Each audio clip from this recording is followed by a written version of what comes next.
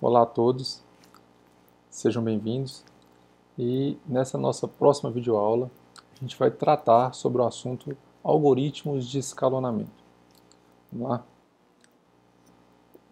Como a gente já discutiu quando a gente fala sobre os processos, sobre a importância de haver troca dos processos em serem executados pelo processador, essa alternância é o escalonamento e ela é a chave de uma multiprogramação eficiente, porque é a partir desse escalonamento que eu consigo obter resultados de eficiência maior de tempo de processador. Esse escalonamento também deve ser transparente ao usuário, né? Ele não precisa saber o que acontece dentro da máquina. E esse escalonamento consiste em escolher processos a serem executados pelos processadores ou pelo processador, né? O objetivo também é que o tempo de resposta seja razoável, né? Que o tempo de espera, né, de um processo em fila seja baixo, que o throughput ou a vazão sejam altos, ou seja, a quantidade de processos que são executados em um intervalo de tempo seja grande, né? Ou seja, nesse intervalo de tempo o processador ser capaz de executar muitos processos. E também o objetivo do escalonamento que haja eficiência do processador. Então, o escalonamento nada mais é que dois ou mais processos prontos, lá na fila de pronto, né, como a gente já tinha falado na outra aula, para execução. Então, quando eu tenho esses dois processos prontos para entrar no processador, para ser executado pelo processador, o sistema operacional que vai gerenciar isso, através de quem? De um escalonador. E esse escalonador possui um algoritmo de escalonamento para poder fazer essa escolha de qual processo vai ser executado naquele instante. Ok? Baseado nisso, sabendo que ele deve definir um processo para ser executado, ele tem alguns critérios a serem definidos, a serem obedecidos. Quais são eles? A utilização da CPU, né? Quem vai utilizar a CPU naquele momento, o throughput, né, que é a quantidade de processos que ele executa por uma unidade de tempo, naquele intervalo de tempo, o tempo de resposta ou tempo de espera, né, que é o quanto um processo fica esperando para poder entrar no processador, e o turnaround, que é o tempo de espera mais o tempo de execução de um processo. Ou seja, se um processo tem um tempo de espera x e ele leva y segundos para executar, então o turnaround dele é x mais y. Okay? Sabendo disso, os algoritmos funcionam de duas formas. Existem os algoritmos não preemptivos e os algoritmos preemptivos, ou de escalonamento não preemptivo ou de escalonamento preemptivo. O não preemptivo quer dizer que não há prioridade na escolha de um processo a entrar no processador. O preemptivo, pelo contrário, já há alguma forma de prioridade para ser executado determinado processo. Vamos falar então primeiro dos algoritmos não preemptivos. Por exemplo, o FIFO, First In, First Out. O FIFO funciona de que forma? Todos os processos são tratados igualmente.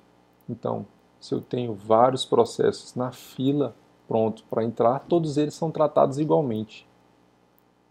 O que eu gero com isso? Um efeito comboio, em que processos não importantes podem fazer importantes esperar. Porque o first in, first out significa justamente o primeiro a chegar é o primeiro a sair. Então, se eu tenho um processo que chegou na fila primeiro, ele vai ser o primeiro a ser executado. Ok? Então, como eu disse, né, first in, first out é o FIFO, é uma fila simples. Então eu dei um exemplo aí. Se eu tiver os processos P1, P2, P3 e P4 chegaram nessa ordem e o tempo de execução deles consequentemente é 10, 5, 4 e 2, se eu calcular um tempo de espera médio, por exemplo, o primeiro processo, o P1, que foi o primeiro a chegar, e ele esperou 0, certo? Como ele não esperou 0, ele chega, executa, e executa por quanto tempo? Por 10 segundos. Por quê?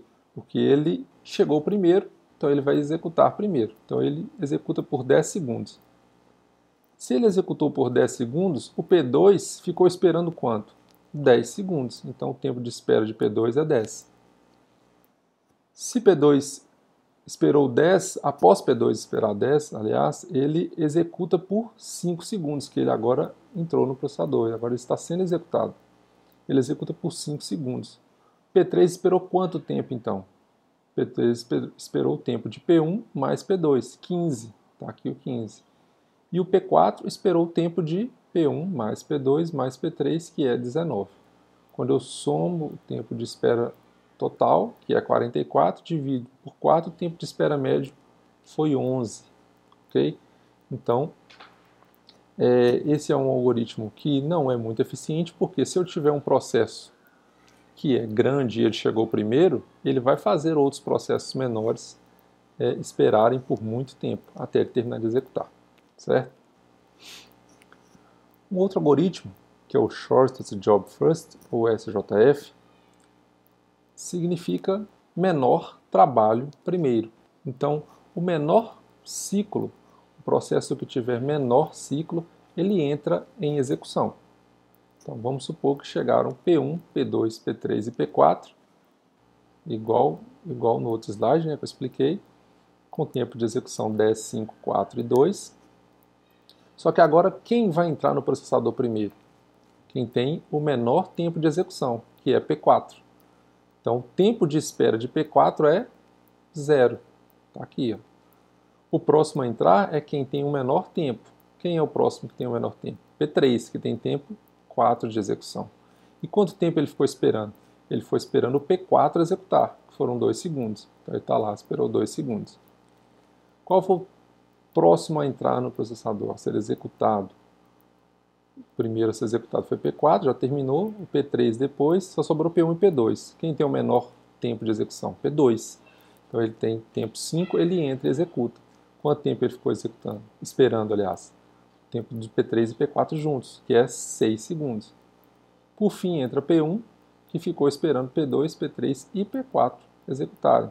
5 mais 4 mais 2, 11. Quando eu somo o tempo de espera deles, eu tenho 19, divido por 4, meu tempo de espera médio nesse algoritmo já foi 4,75. Né? No algoritmo anterior, no FIFO, né? Para o mesmo caso, o tempo de espera médio foi 11. Okay? Então a gente já pode perceber que para este caso aqui, o SJF já foi mais eficiente. Agora a gente vai falar sobre os algoritmos preemptivos. O primeiro que a gente vai falar aqui é o circular ou round robin. Existe uma preempção baseada no tempo. Então, esse algoritmo circular ou round robin, ele há uma preempção, ele há uma prioridade e essa prioridade é baseada no tempo. Esse tempo é chamado de quantum. Então, quando o quantum definido para ser executado é completado pelo processo, ele sai do processador e vai para o final da fila esperando entrar de novo. Vou explicar agora. Então, por exemplo, eu tenho o processo P0, P1, P2, Pn, por exemplo. O primeiro processo a entrar, por exemplo, nesse caso, eu vou supor que seja P2. P0, aliás, desculpa. Só que o P0, ele tem 10 segundos, por exemplo, para executar. Só que o meu quantum, ou seja, o meu limite que eu vou esperar que um processo execute, seja só de 2 segundos. Então, quando o P0 entrar para executar, ele vai executar só por 2 segundos e vai sair do processador e dar lugar ao processo P1. E o P0 já executou apenas 2 segundos dos 10 totais. Então, ele ainda tem 8 segundos para executar. Então, qual é o problema deste caso? Processos longos têm um tempo de espera alto, porque imagine que um processo tem lá 60 segundos e o meu quanto é 2, ele vai executar por 2 segundos, sair, esperar todos os outros que estão na fila de pronto serem executados cada um por 2 segundos para voltar à vez dele, né? E aí ele vai e roda só por mais 2 segundos.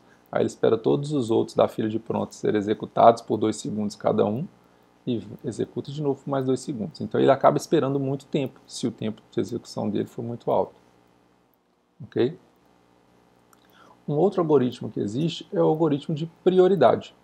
É quando o processo tem uma prioridade associada a ele. Ou seja, quem tiver maior prioridade ganha a CPU, vai ser executado pelo processador. Observação aí que eu coloquei, geralmente o menor valor tem a maior prioridade. Ok? E por fim, a gente tem o algoritmo de múltiplas filas, que também é um algoritmo preemptivo. O que são essas múltiplas filas? Existem diversas filas em estado de pronto, esperando para executar, ou seja, esperando para entrar no processador. Cada uma dessas filas tem o seu algoritmo de escalonamento. Então eu posso ter uma fila com o algoritmo SJF, uma fila com o algoritmo FIFO, uma fila com o algoritmo Round Robin, todas elas esperando para ser executado pelo processador. E cada fila dessa possui uma prioridade associada. Uma outra forma dessa múltipla fila funcionar é a questão de estar com realimentação. Como é que ela funciona? Um processo, quando entra do processador vindo de uma fila A, por exemplo, quando ele sai do processador, ele não necessariamente volta para essa fila A. Ele volta, por exemplo, para uma fila B ou fila C, se for o caso. Então eu tenho aqui agora nesse slide as múltiplas filas com realimentação. Eu tenho, por exemplo, uma fila aqui com o round robin, um quanto 8, uma outra fila com o round robin com o quanto 16 e uma outra fila com o FIFO. Ok? Espero que todo mundo tenha entendido esses algoritmos de escalonamento. Um abraço a todos e até a nossa próxima videoaula.